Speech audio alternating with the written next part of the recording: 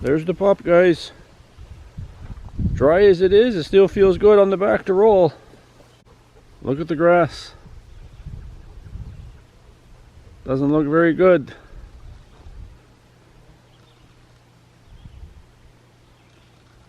Yeah, guys, it's been so dry this year.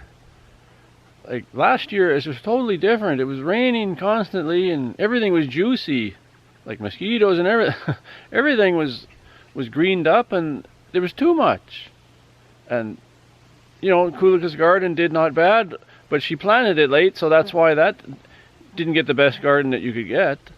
But if she would have planted that in time and had it right, it would have been just very bountiful. But this year is a different story. It's just not raining, and you get isolated thunderstorms. You get a little bit of rain, and it's just so dry afterwards. It's just, you know, it's better than nothing, but you know, you need some nice steady rains, and we're just not getting them. And you can see by the grass. Let's take a look again. Kullike's in the garden down there, doing the best she can with it. But yeah, the lawn is just suffering. Actually, I've only cut it a couple times. Now I haven't cut it in 2 weeks. It stopped growing. There is some weed growth. Like if you look there, you can see some weeds popping up. But you know, I don't really want to cut it because that just stresses it more. Because look at this. Like, it's stressed. As long as there's water for the pup, she's okay. Yeah, very dry. Very dry. I know some of you watching, like in St. Tuna, that you're in Netherlands, you said it's been very dry there. And some others in UK there, or in that area, like southern part or something, you said you haven't had rain for a long time. And you know, we're getting the same effects here now. It's just, it isn't good, right? Like, you want a nice healthy balance. Like last year it was way too much, raining constantly. Like it was always, the garden was underwater in some areas. And now this year, nothing. So, you know, right in the middle somewhere you want it, but you can't always have it that way. So Kullike is trying to do the best she can for her garden. She's watering as much as she can without like, we're living on a farm here, we have a well, so you don't want to deplete that either. So she's trying to be as efficient as she can, but if she doesn't water some things, they won't make it, right? But, and you've seen in previous videos of her garden, it's quite extensive there. She has a lot of things growing. And last year, like I said, it was just more than enough moisture. The other day I heard in that same area I drove through to get to the farm here, not this time when I came, but remember one time there I showed a clip of the, it rained so hard there was flooding and everything there. Again, a huge monster storm went through there. I hear hail and tons of rain, like, you know, maybe, who knows, maybe 4 inches of rain in a matter of 30 minutes or an hour or something. And that's bad too, right? Too much rain, they get all that flooding and everything, and then hail damages crops and gardens and smashes windows. But like, it's been so hot that you do get those that pop up, and then you get these wild thunderstorms, and you say to yourself, oh, glad it didn't hit. But then you got this, right, all dry behind me. So you still need some rain any way you can get it too, and we just haven't been getting it. Yeah, the pup is watered nicely, so don't worry about her.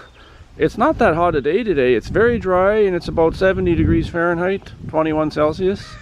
A little breeze, which is nice, but there's no humidity. Like when we started out in May here, it was so hot and humid, and it was just sticky, and things were growing nicely.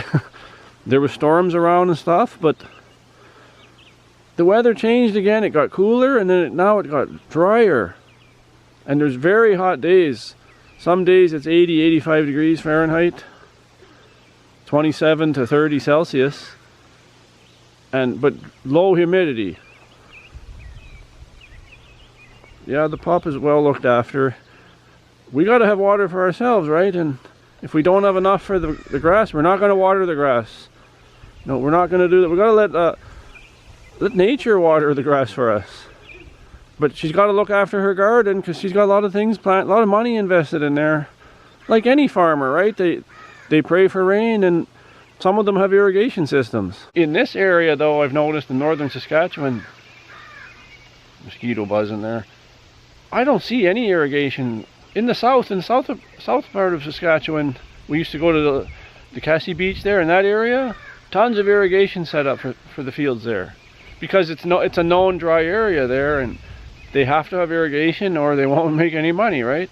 And there's good cropland there, they just need water. And there's a big lake system there, like Diefenbaker, so they can draw the water from there. But up here, like, it's been mainly, for many, many years, from what I've heard, there's always enough moisture up here. That's not the concern. But this year, it's very concerning with the forest fires and everything. A lot of fires burning in the north. The north is in that direction. There's fires, you know, not that close to us, but there's fires around, like in the north. It's really dry, and there's some burning out of control, and that causes the smoke. Pup don't like smoke either. Just yesterday at the farm here, it was kind of smoky. Not bad, but probably the wind. Right now the wind, it feels like it's coming from behind me from the south. So it's blowing all the smoke back to where it's originated from. And I've heard a lot of you guys down in the States are getting this smoke, not necessarily from this region. Like eastern Canada had some big fires too. So, you know, just one of those dry, hot years, and it's even affecting us up here where it's usually juicy and moist. Yeah, take one more look at that. I'm not going to cut the lawn again. This will be 2 weeks now I haven't cut the lawn. Because, you know, this will stress it out more. Like, they say you shouldn't be cutting it when it's like this, when it's browning and everything. Maybe I could pull some weeds or something, but when it's like that, leave it alone. Because it's stressed out and you're not going to do any good cutting it. Like, some areas could use a little trimming, but most don't. Look, you can just see it. It's like a bald eagle. So guys, I'm going to end the video here. I just wanted to talk about the dry conditions up here where, you know, historically it's been pretty good. You didn't need to worry about it. There was always enough moisture up here. But this year it's a different story. And hopefully Kullike's garden will make it through. Like, I mean, she's going to do her best. She's going to water when she can, because like, we're not watering this constantly, but some plants, they need to be watered or they won't make it, right? So thanks for watching. Give a big thumbs up if you enjoyed the video. I'm going to see you in the next one, guys.